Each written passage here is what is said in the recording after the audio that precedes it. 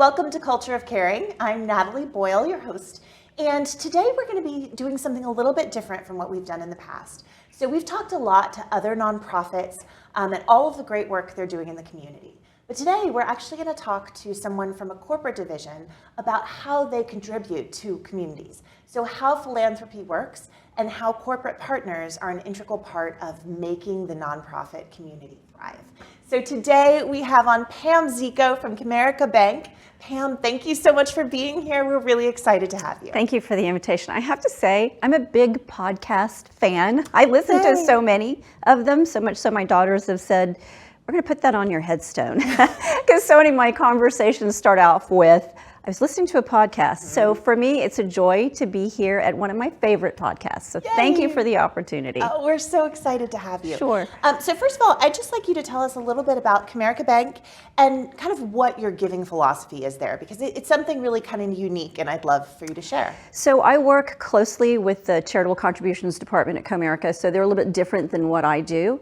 But it's nice to be able, as you might guess, with a company as large as Comerica, their charitable contributions department is very well developed. There's a lot of need out there. They get a lot of requests. But they have aligned perfectly with our corporate mantra, which is raising your expectations of what a bank should be. And so everything they do is around raising expectations. There's 3 pillars to their giving. It's financial literacy, economic development, Health and Human Services. And that sounds fairly generic for a bank, right? You would think that's where a bank is, but they do it with such intentionality, low to moderate income families. The thing that it works well for me, and why you've met Ryan, he's wonderful, he's who heads up our charitable contributions, is that he believes so much in the community, like I do, right? So everything, while he has a national budget, is all based on what the community needs. We have an open dialogue, because you know what I do is mostly nonprofits, but it's some for-profit. What I do is really based on what the community needs.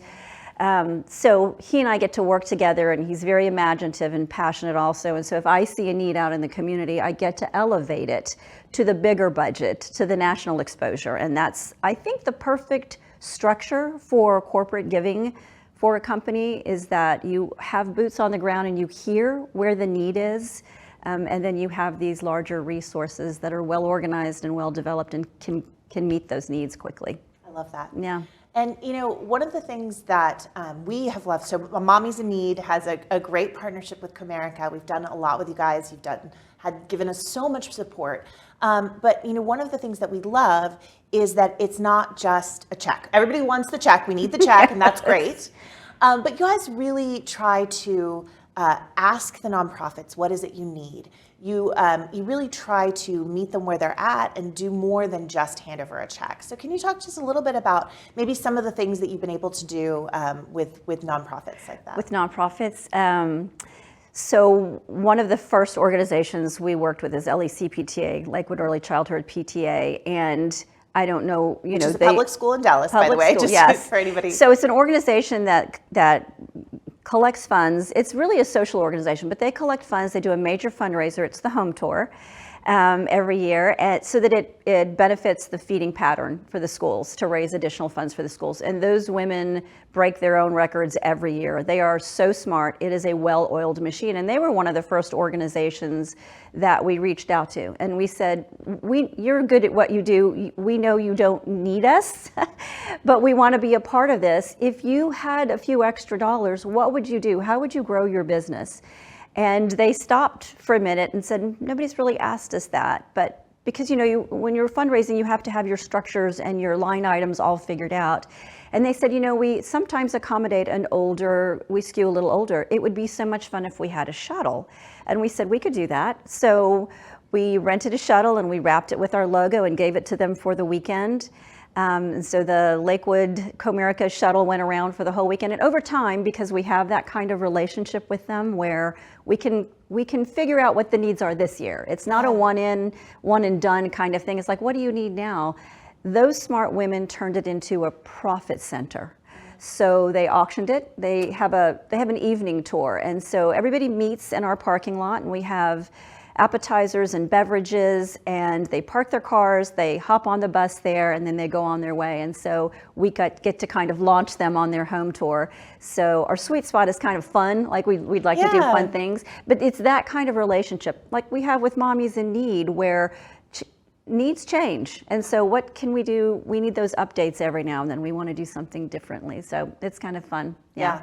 And I think what you were talking about meeting them where they are, about asking what their needs are. And I think that if there's other, people from other corporations here that want to increase their giving and want to increase their impact, then I think that's a really great thing to do, is go to the organizations that you already know and love and say, well, what do you need? I think a fantastic example of that between Comerica and Mommies in Need was when 2020 happened. And at the time, Annie's Place hadn't opened yet. So all we had was our in-home program, which all of a sudden wasn't safe to do anymore. And we started going, okay, well, how are we going to get through this? And we came up very quickly with the idea for a virtual program so we could at least serve our families. And I remember coming to you, and that Comerica was able to help give us all the funding to get that off the ground. And so being able to kind of turn that quickly and be that sort of a resource where when a nonprofit knows they need something, that you guys are who they come to, I think is really fantastic. Well, Mommies in Need is the perfect partnership because when that happened, all of us, our heads were spinning. For me in particular, that's what I was doing for a living, is helping organizations fund their auctions and everything shut down. And so I thought, okay, well, that's the end of this for a while. I'm going to go dormant for a while. And it was actually just the opposite. Comerica doubled down. And we realized that, some organizations are not going to be able to have their fundraising event, but they still need the funds. And so in good faith, there were checks written for that. But for you guys, you did come to me and you had a plan. You pivoted, to use that pandemic word that now we're a little tired of, but you pivoted so quickly. And to be a part of something like that and to have something we could name where there was a need, and you were, one of my favorite things, two things. One is like, how hard can it be? And the other is, it's a big adventure. And you very much embrace that philosophy or that attitude of like, don't exactly know what we're doing. And 9 times out of 10, you do. You really do. My experience with Mommies in Needs is you really do. But that little bit of like, let's try this and see. And so I was so amazed that you were able to turn things around that way. So that is, to me, a very easy thing to fund. That's a very easy thing to support. It's like, yeah, let's try this. There's the need, and you figured it out. You make my job easy. So yeah. Thank you. I appreciate that. But it is something where it was a huge just saving grace to us to be able to go to one partner and just be able to work together to get that up and running. So it was pretty amazing to get to do that. Another thing that you guys do, which I think is so cool, and I think is something that other communities could replicate, is the White Rock Games. So could you talk a little bit about what that is and how that supports local schools? So one of the things that I think that I see with nonprofits in our area was when there's a really good, simple idea, it just makes it that much easier to execute and to get some support for. So White Rock Spring Games, schools frequently have field days. Kids love field days. It's being outside. What's not to love, right? Our chief marketing officer, chief experience officer, I've known him for 32 years. One of the most generous and smartest men I know had this idea of like, let's create a nonprofit and let's sponsor a big giant field day. And we'll invite all the neighborhood's kids, and their registration fee will go directly back to their PTA. We'll track that, and the kids come out and they can do the warrior run and ball hop and things like that. And so when we started out, I think we had 200 kids. We now have as many as 1,500 kids, 22 different schools. Those registration fees go right back to their PTA. And the nice thing is there's all types of schools are there. And so it does kind of bring the community together. We had to pause it during the pandemic, and it was sad and we missed it, but this past year was our first year back. We usually have it in the spring. We partner with Bishop Lynch High School. Once they gave us the venue and half of their staff to help us execute, it's become very turnkey and kind of an iconic community event that we're happy it does good things and it's fun too. Yeah, and I love what you said about it not only being, of course, the fundraising is so important, the building of a broader community, I think is so fantastic. And we've talked before about how Comerica kind of has a bit of a different philosophy in terms of viewing community investment as a part of marketing strategy. And I love that because I think that, a lot of companies may not realize that by investing in the community, people want to go places where they know it's supporting the things that they love. Yeah, well, it's funny because that really is how this whole idea started, and it started again with Jim and a kind of visionary idea. Comerica was new to the community; they had just moved their headquarters down. He was the chief marketing officer, and he said, I was taking a little bit of time off to raise a family, and he said, I've got this idea for a program. We have no awareness, but I'm going to give you a budget, go out in the community and spend agnostically and just see if we can't raise some awareness so that they know who we are, because he believes very strongly, as do I, that as communities thrive, businesses thrive, and vice versa. And so, he said it was going to be a 12 to 18 month program, and I've been doing it for 12 years. So it very much does, symbolize and reflect the kind of attitude Comerica has about how business should be done. He really believed, as do I, very strongly that people are going to want to do business with companies that give back. And so to give them a little more credit, to me, it's like we learned that even more during the pandemic. The pandemic really brought out and changed, I think, a little bit how we define community and first responders. There's the regular first responders, thank goodness for them. But during the pandemic, maybe your first responder was the neighbor who had a better patio and you could socially distance, or during the ice storms had, power and you didn't. And so that becomes really important. And if you're looking for change and if you want to uplift and support, I think change happens in your own backyard. And so that community is just very important. And Comerica understands that, has been super patient. No ROI on my head, for, Pam, what kind of business are you bringing in? I think we believe and have faith in people, and that they're eventually going to want to do business that way. So. I love that. And, Comerica has the hashtag, which is Comerica Cares. Yes. Which is, we're on a Culture of Caring podcast. I love it. So it's all about how do we care for our community and what are the different ways in which we can do that. Right. So I love that. Now, your job is pretty great. I mean, I love that you get to go and meet so many different nonprofits and everything else. And so, how has that affected you in terms of, I'm not sure I knew what you were doing before, but in terms of, what kind of personal impact does that make getting to do this? I know it is not all about me. And I think about something that you said, I believe, in the first episode about depression. By nature, by definition, you're self-absorbed. You can't help it. You're struggling. But that part of the antidote is to go out and do things for other people. Thus, this amazing nonprofit that you've created. But I feel very much the same way. The endorphin hit I get, the reassurance I get. I cannot tell you how many smart, passionate people I talk to on a regular basis who want to do things differently, who see a very detail, an obvious thing, but nobody has done anything about it, and they organize and they do it. And so for me, during bad times, you look for something that's going to help you get through. Sometimes, one time it was a whole series of watching old episodes of Will and Grace. I mean, sure. I needed something to laugh about. For me, this job has helped me survive because I'm lucky. I don't come to an organization and say, these are my services, these are my products, what would you like? It is more, I have a budget, I have a little bit of money, what do you need? And that's pretty amazing. Yeah, and what a fun thing to do to get to grant those wishes. Yeah, it's fairy godmother. Yes, and you've heard me say this before. It's the best job. The worst part of the job is when I have to say no, and it isn't very often, but it's not unlimited resources, and so you really do have to ask a lot of questions. The nice thing is, and I think you've said this too, this is if you go about life as if it's abundance, not scarcity. Yeah. You bring in others, right? And you work, there's enough business in any community.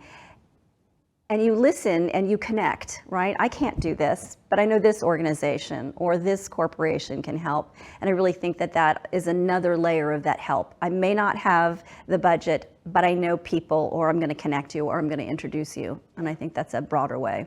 Yeah, and I think that is one of the things that makes a strong community, right? Agreed. It's that building of little tiny bridges that kind of Those create connections. this web of, Yeah. of all the different ways that we can serve, and we can create this thriving community.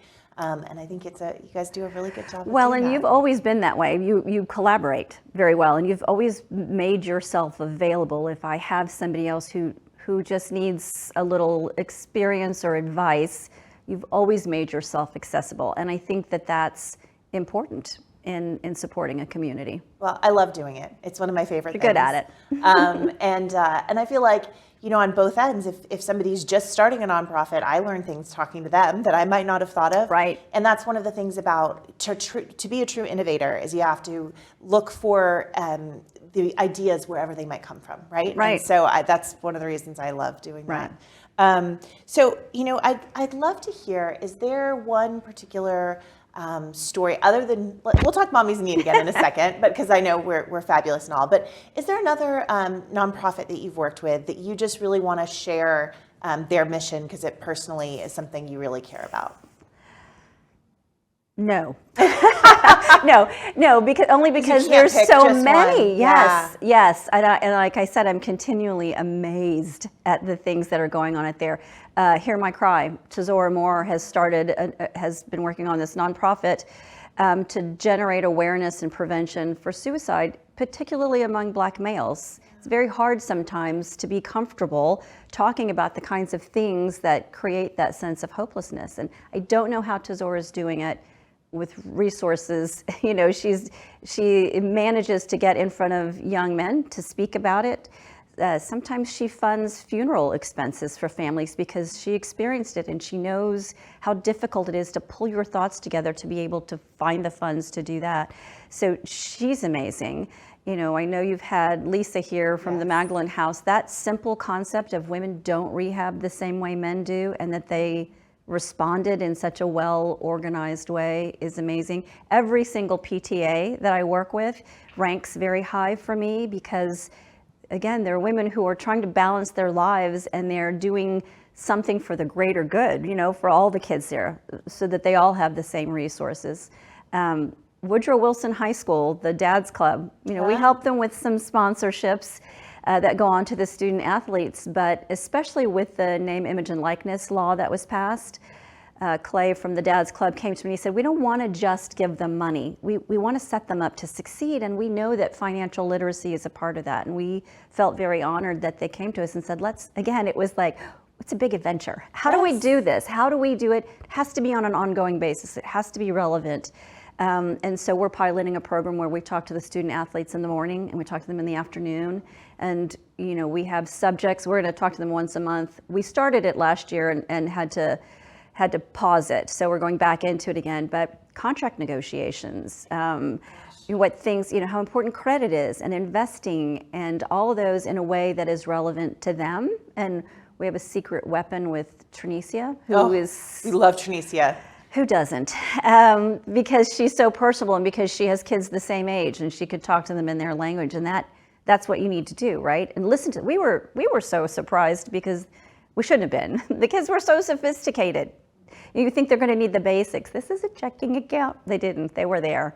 So those kinds of things, every one of those nonprofits, they're just smart and passionate and do things, a lot of the nonprofits, their background isn't necessarily business, running a business. And so some of them do it so brilliantly and it's not their forte. It's like, It just amazes me. Yeah. There's a lot of learning on the job when you're working on a nonprofit. Right. But having those resources to go to, like being able to, have a banking partner come in and help with those education resources is pretty fantastic. Right. Well, speaking of collaboration, I'd love to talk a little bit about the event we have. So first of all, Comerica is our lead sponsor for North Texas Giving Day this year. And we are going to be talking a lot about North Texas Giving Day as we get closer. Giving Day itself is on the September... That's the event. Oh, the event is the 15th. The actual day is the 22nd. the 22nd, September 22nd. Thank you, Tabitha. You'll remember her from like episode 4. Anyway, so that's coming up. North Texas Giving Day. One of my favorite things about it, it is all about, as a community, raising resources for all the nonprofits. It's about strengthening community. It's about a day of generosity. And so for the last, gosh, I think 3 or 4 years now, we have done an event with Comerica. Last year was the first time we did it as a drive-through event because we were, doing it COVID style, and it has been really successful. And so, that's something that we love getting to do. We invite, actually, a couple of the nonprofits that you mentioned that we've talked to will be here. And we actually do it on site at a Comerica branch, which is the Mockingbird and Abrams branch.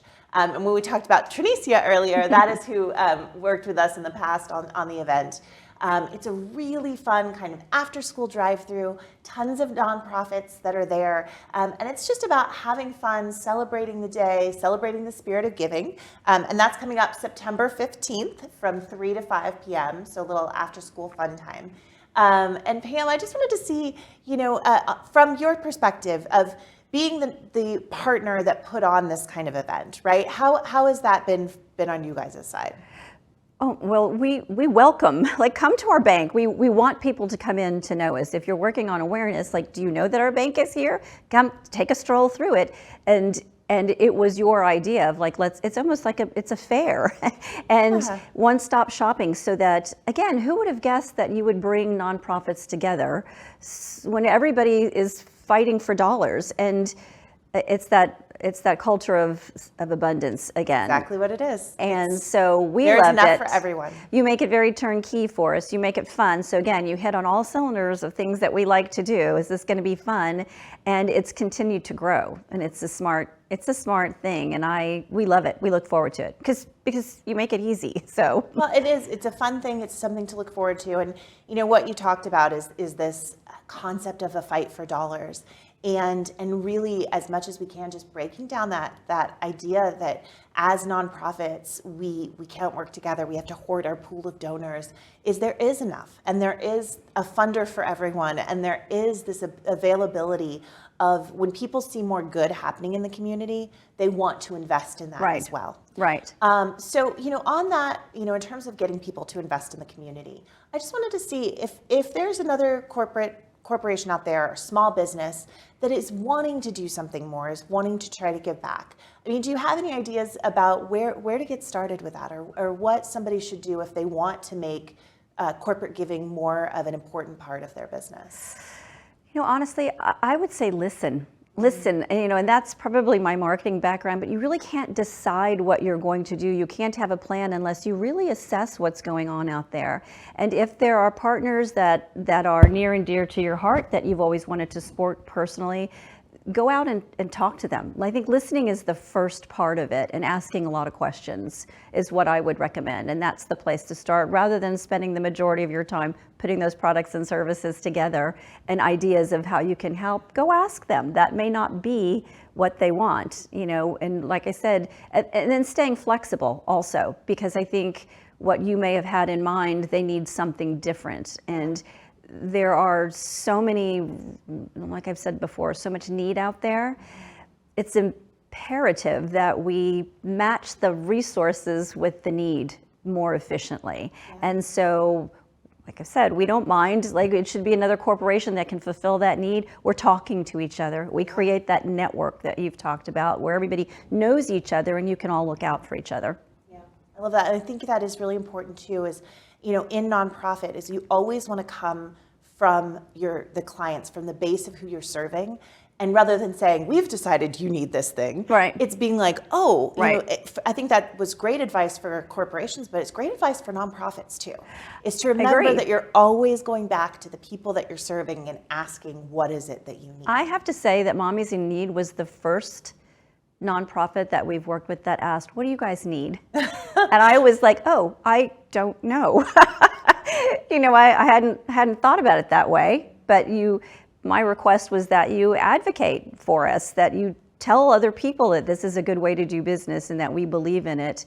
and you nominated us for an award. You elevated us. And which you guys actually won. We did. It was the did. DCEO Corporate Citizenship Yes. Award for actually what we Yes. talked about earlier was that support of the virtual program, on a dime. And so, yeah, I love that. Yes, that was very much appreciated. So thank you. Very fun. And we, it's great to get to celebrate those things together as well. And I love what we've gotten to do in partnership.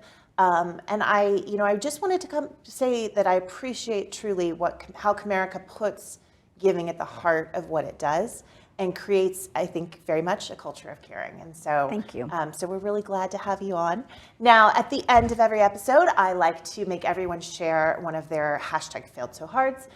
This is something that we do. It's something that's very much a part of the Mommies in Need culture. And, it's just about normalizing failure. It's about saying everybody from any level is always going to mess up. And instead of creating this system where people are so nervous when they make a mistake, of instead saying, let's celebrate that you tried. At least you tried something.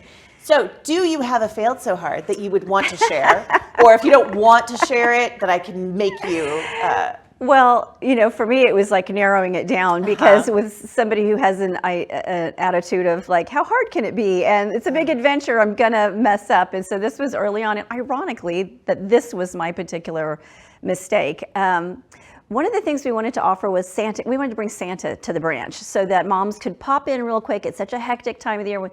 Again, I love the holidays and I wanted it to be really special. And we hired Santa. We got Santa to come out. We had fabulous Christmas cookies. We had good hot chocolate with milk because that was really important. And so we scheduled him for the whole day. And nobody came. We promoted it, but nobody came. I had it on a Friday when kids were in school or in daycare. I spent the whole day talking to Santa, and it was fun, but you run out of things to talk about. I ate my body weight in sugar cookies and hot chocolate, and then I went back and listened to what they needed. And that's why I feel so strongly about it. I mean, that was kind of our intention anyway, and I overlooked that first step of like, what do you want? So we've consolidated it. Now it's on a Saturday. It's a quick in and out. You can make an appointment. We still have the yummy sugar cookies. We still have our hot chocolate. Yeah. Santa's great. We have crafts, and it was your idea to turn it into a Christmas market. So we brought in local businesses and let moms and dads shop a little bit and spend some. So it's growing every year too. But yeah, I after that first one, it was such a painfully long day. It's like throwing a party and nobody shows up. It's like, I don't want to do this again, but we did. But you do it, you tweak it, and then you do it again. Exactly. So it's, Exactly. that's listen, great. Ask a question. Yes. All right. Well, thank you for sharing your failed so hard. Again, everybody, I want to just, put the seed in for that event. The Comerica drive-through for North Texas Giving Day, and I've dropped my note cards, so I have to go pick it up because it is September 15th from 3 to 5 p.m. We'll be putting up links and things about it. Pam, thank you so much for being here. My pleasure. It's just My always pleasure. good to talk to you, and we really appreciate you being on. The feeling is mutual. Thank you. Wonderful. All right. Well, thank you so much, and we'll talk to you guys next time.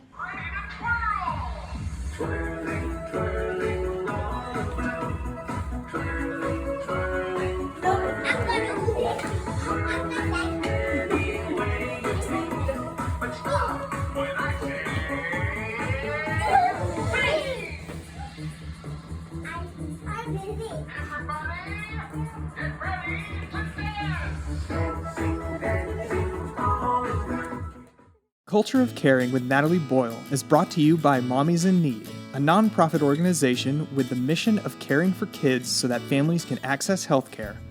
The podcast is hosted by Natalie Boyle, produced by Tabitha Evans and Real News Communications Network. If you have an idea for a topic or guest, or want to share a #FailedSoHard moment, email us at coc@mommiesinneed.org. Please remember to rate, like, and subscribe wherever you listen to podcasts. Video versions of the podcast are available on YouTube.